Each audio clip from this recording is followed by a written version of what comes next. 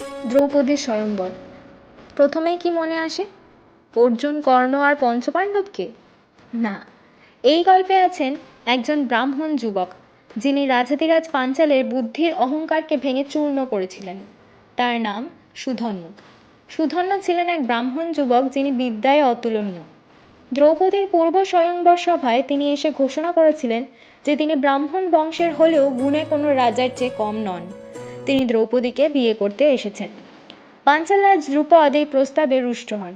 তিনি বলেন তিনি একজন ব্রাহ্মণ, রাজন্যবর্গের কন্যা কখনোই তার জন্য উপযুক্ত নয়। কিন্তু সুধন্ব চুপ থাকেননি। তিনি বলেছিলেন যোগ্যতা বংশে নয়, গুণে। যদি প্রয়োজন পড়ে তবে তিনি যুক্তির যুদ্ধে নামতে প্রস্তুত।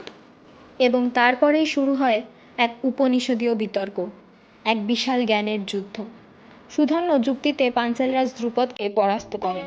দ্রুপদ হার স্বীকার করেন এবং বলেন যে তিনি গুণে জয়ী, তবে তিনি প্রতিজ্ঞাবদ্ধ দ্রৌপদী কেবল রাজন্যবর্গকেই বিবাহ করবেন।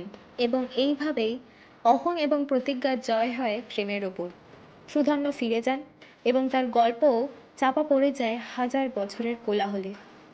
পরবর্তী পর্বে থাকছে এমনই কিছু অজানা চরিত্রের কাহিনী। সেগুলি শোনার জন্য এই ভিডিওটিকে লাইক দিন এবং আমার চ্যানেলটিকে সাবস্ক্রাইব করুন। ধন্যবাদ।